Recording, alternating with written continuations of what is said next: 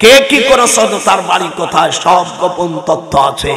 ইসলামী রাষ্ট্র হলে ওই কটাকে সর্বপ্রথম যাবি কোথায়? একটাকেও জাতি দেব না। একটা কোথায় যাবি? ইন্ডিয়া আমার বাড়ি আছে, আমেরিকা আমার বাড়ি আছে, লন্ডন আমার বাড়ি আছে, যাবি কোথায়? টাইম নিয়ে চলে আসবে। দিল্লিও আছে, দিল্লি আমার বাড়ি। দিল্লি দিল্লি ভুটন মারি, দিল্লি আমার দাদির বাড়ি। কান্দলব গ্রামে আল্লামা ইলিয়াস সাহেব রহমাতুল্লাহ আলাইহির পাশের বাড়ি আমার দাদি। আমার দাদি নন বেঙ্গলি, সেখানে আমার দুই চাচা এখন হস্টেল রয়ে গেছে, আমাদের বাড়ি সেখানে আছে। ফুটনি মারবি, দিল্লি চলে যাও। আর আমি এদেশের একজন নবম সেক্টরের একজন বীর উত্তম, আমাকে সারাদিন কই দে, তাহলে তোর এই দেশে তো জাত গোষ্ঠী সরাও। এদেশ আমরা এই দিয়ে দেশ স্বাধীন করেছি। এই যে নাঠি ঘুটনি এই যে সরাইছে, এরা তো আলাদা কায়দা, কিন্তু এদেশ যারা স্বাধীন করেছে তারা মুক্তিযোদ্ধা। 11টা সেক্টর ছিল। যেরকম কয়টা এখানে যারা জানো না, মুক্তিযোদ্ধার 11টা সেক্টর। প্রথম সেক্টর কামিয়া কমান্ডিং অফিসার ছিল কালুর ঘাটে মেজর জিয়া রহমান, তারপরে রফিকুল ইসলাম, তারপরে উইং কমান্ডার বাসার, তারপরে ইসি অর্থাৎ সেনাবাহিনী প্রধান উনি ছিল আতাউল গনি উসমানী ছিল, এমকে বাসার করেন আবু তাহের, মেজর জলিল, ডক্টর নজরুল। গেল কখন এগুলো? এই দিয়ে হাতের মধ্যে এখন সুরসুরি করে।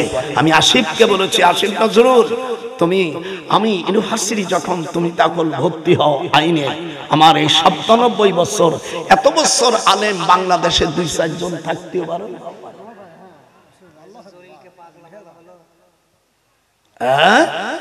কি ব্যাপার? এদেশ যারা স্বাধীন করেছে তাদের জন্য আমি দোয়া করি, যেরকম আল্লাহু আকবার, যেরকম আল্লাহু আকবার। খবরদার কেউ অন্যায় করবে না। কয়েকদিন আগে দেখলাম 41 মার্ক পেয়ে সে মেডিকেলের চান্স পেয়েছে, 71-72 নম্বর পাইনি। আমি আসিফকে টেলিফোন করছে, আসিফ বলে স্যার সালাম আলাইকুম, বলে শোন সালাম পরে দে। এই কেন এ কি করছিস তোরা? আমি তো আর আপনি বলি না, জি তোমার আমার ছাত্র মাত্র, আবার কি আপনি বলবো? আমি যাকে তাকে আপনি বলি না। ডিসি টিনো এগুলো তো নিয়েছে। আমার ছাত্র হলি তো ইউনিভার্সিটিতে দেওয়া লাগবে। খবরদার খবরদার। হযরত ওমর রাদিয়াল্লাহু তাআলা নাম শুনেন নাই? কথা হয় না। وجادل أذانهم في أسكتيه حتى نميره الهبلا। বাংলা বলি শুনেন। একটা মহিলার বাচ্চা প্রসব হবে, হযরত ওমর চোখের পানি ফেলেন। উনি ঘোড়া নিয়ে যাচ্ছে, একটা বাড়ি কান্নাকাটি করতেছে। ঘোড়াটা দাঁড়ায় গেছে, ঘোড়াটা এত পিটায় যায় না। হযরত ওমর ওখান থেকে নামার ভিতরে বাড়ির ভিতরে কান্দার আওয়াজ আসছে। উনি জিজ্ঞাসা করছে বাড়ির এক মুরব্বির, কি ব্যাপার? বলে বাবারে তোমার তো আমি চিনি না। হযরত ওমর এই জায়গায় কোন ডাক্তার নিয়োগ করে নেই। একটা সন্তান প্রসবের যন্ত্রণায় কান্দাকাটি করেছে। হযরত আমিরুল মুমিনিন সঙ্গে সঙ্গে ঘোড়া নিয়া ওনার স্ত্রীকে নিয়া ওই ঘোড়ায় চলে আসছে। আসার পরে উনি রাস্তায় দাঁড়ায় আছে, স্ত্রীকে ভিতরে পাঠাই দিয়েছে। উনি সন্তান প্রসব করার পরে আর একজন বাইতুল মাল থেকে খাবার দিয়েছে, মসুর দিয়েছে, সকল আসবাবপত্র দেওয়ার পরে জিজ্ঞাসা করছে বাড়িওয়ালার মালিক যে আপনি কে? বলে আমি এই রাষ্ট্রপতির পৃথিবীর অর্ধেক জাহানের আমি একজন খাদেম। একটু হাত উঠান যখন আল্লাহু আকবার। হযরত আমিরুল মুমিনিন ইনি সারা পৃথিবীর অর্ধেক জাহানের রাষ্ট্রপতি। উনি বলে আপনি আমাদের খাদে, আপনাদের খাদেম। বলে নামটা বলেন। আনতা সাম্মাইতুক, সাম্মাইতুক, আপনার নাম কি? উনি বলেন আনা ওমর ইবনুল খাত্তাব। একটু হাত উঠান, নারায়ে তাকবীর। বলে আমি হব ওমর খাত্তাবের বেটা, আমাকে মাফ করে দিও। এখানে আমি নারীদের জন্য কেন আমি ডাক্তার পাঠাইলাম, এই জন্য সন্তান প্রসবকারিনী মাকে আমাকে মাফ করে দেখ। আমার স্ত্রী এই বাড়ি আমি আর 10 দিন থাকবে, আমার খরচে সকল সমস্যার সমাধান করার পরে আমার স্ত্রী যাবে। একে বলে আমিরুল মুমিনিন। হাতটা নারায়ে তাকবীর। কথা কয় না কেন? এত বড় আমাদের দেশের কোন রাষ্ট্রপতি এরকম করবে? যেরকম করবে পিএস কাছে যাও, টাকা কত দিবি? আগে নিজে গুন্ডক, আরে গুন্ডক কাছে কয় সব বাস্তা ভর। পকে কাপনের তো পকেট নাহি রে দয়াল, না হলে এই লোকেরা কবর টাকা নিয়ে যেত। হাত উঠো, হাত উঠো, একটা হাত নামাইতে পারবে না মুসলমানের বাচ্চা হলে। কাফনের যদি পকেট থাকতো আমার মনে হয় এদের পকেট গুলো টাকা ভরত। ইয়াউমালা, তখন আল্লাহর খলিফা হযরত ওমর এই আয়াত তেলাওয়াত করলেন, ইয়াউমা লা ইয়ানফাউ মালু ওয়ালা বানুনা ইল্লা মান আতাল্লাহা বিকলবিন সালিম।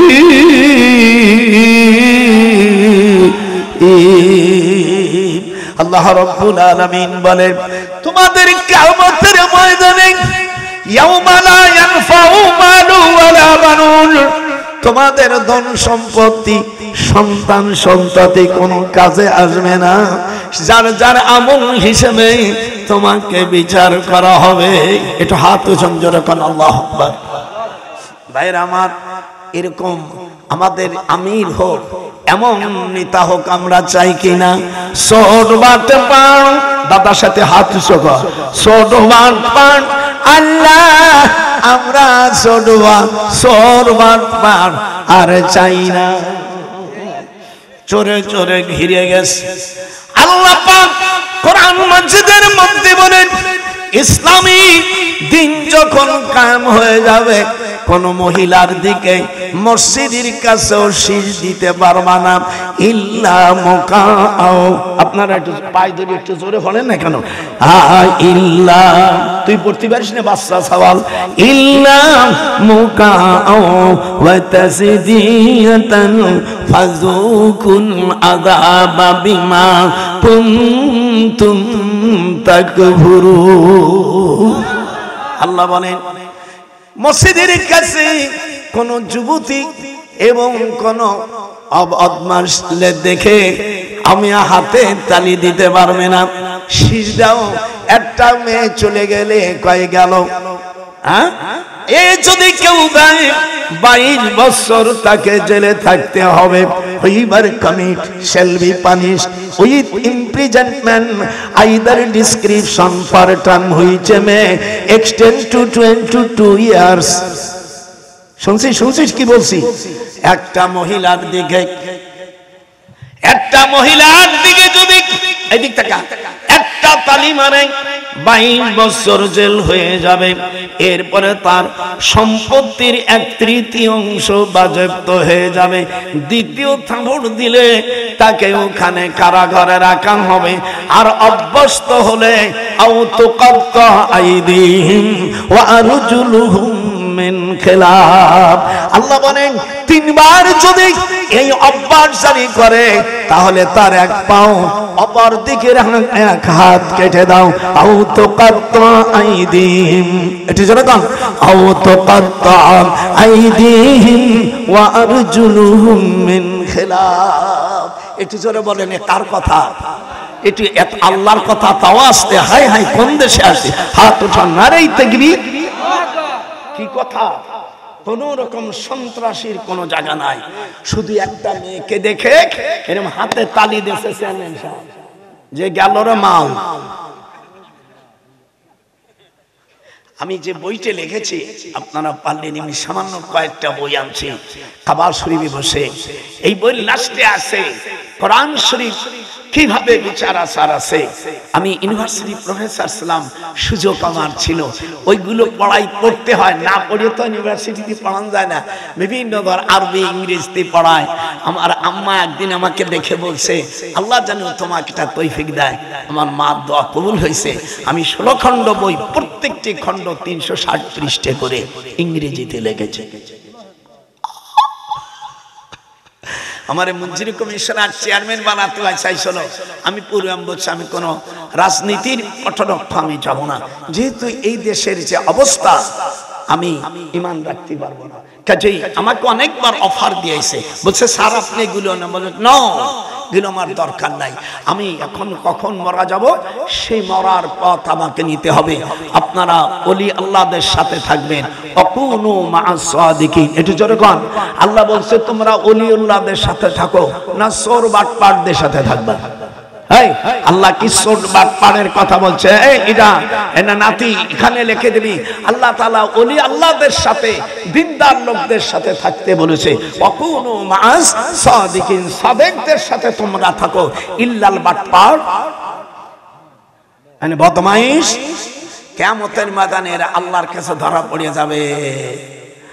যারা জীবনে যদি হাফ কেজি কম খাইয়ে থাকো, সেই দিলে তোরা সারতে পারবে না লোহারে বাপ নাহিলিরে কান চাষনা।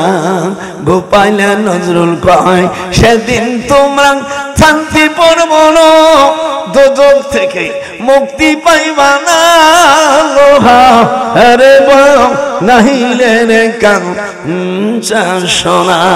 ওয়া বারজু লিল্লাহি জামিয়া। 13 পারা সূরা ইব্রাহিম 20 নম্বর আয়াত। মানে গোটা কোরআন ইনশাআল্লাহ নিচের থেকে আগা পর্যন্ত সব ডক্টর নজরুলের চোখে ভাসে।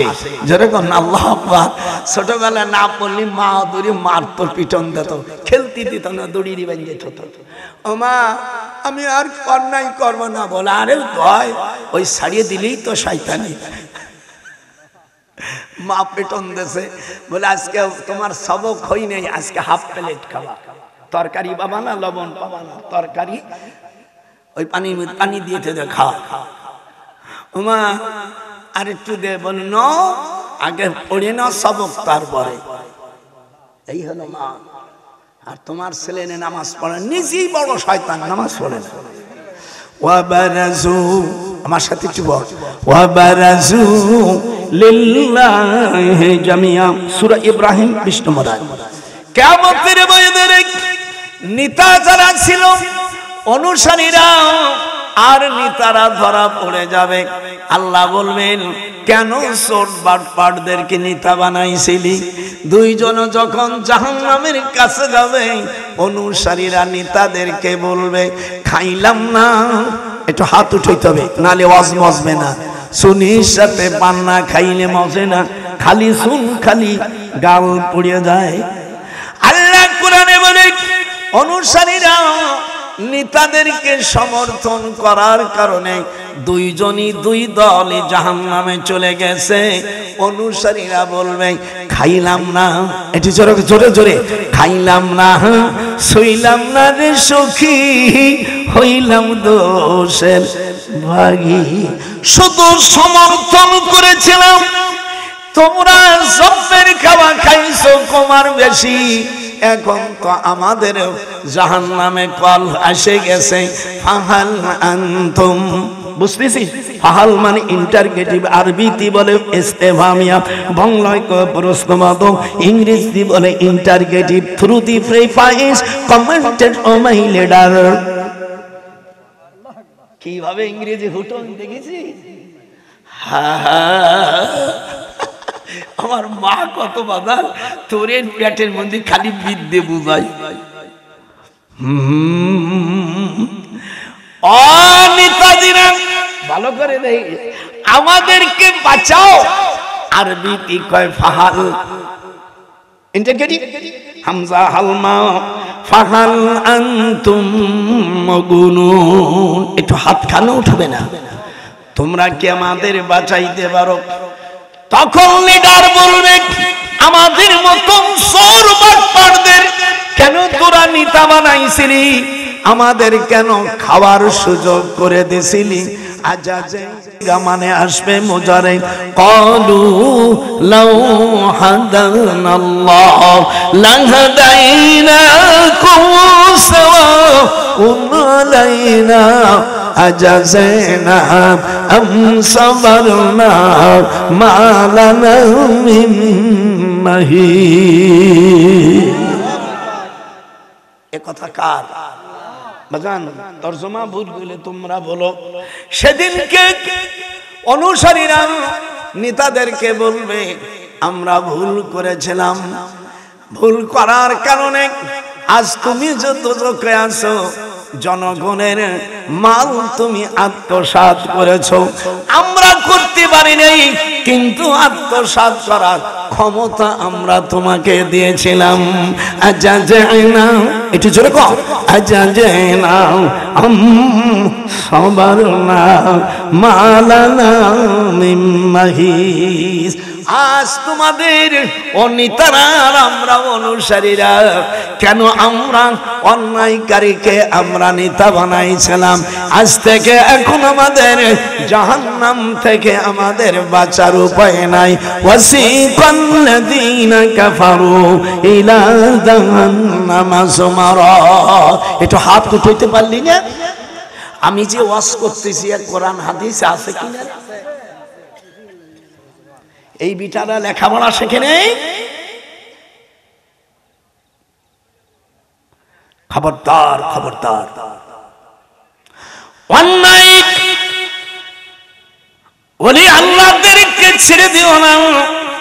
আল্লাহ বলেন হাদিসে কুরসিতে ওয়ামান আদালি ওয়ালিয়ান, বলো ওয়ামান আদালি ওয়ালিয়ান ফাকাদ আযানতুহু বিল হার। 5058 5068 নম্বর হাদিস বুখারী শরীফের জেলদে সানি 5050 58 55 68 দুই রকম রায়াতের মধ্যে রয়েছে ওয়ামান আদালি ওয়ালিয়ান ফাকাদ আযানতুহু বিল হার। যারা আমার ওলিদের সঙ্গে পীর ওলি আল্লাহদের সাথে বিরোধিতা করবে, হক্কানি পীর ওলি আল্লাহ ভণ্ড যারা নামাজ পড়ে না, কলকে টানে আর যারা গাজা টানে, এরা পীর না, এরা পীর নামের কলঙ্ক। হাত উঠান জোরে কোন আল্লাহু আকবার। আমার পীর সাহেব ফুরফুরা আবু জাফর।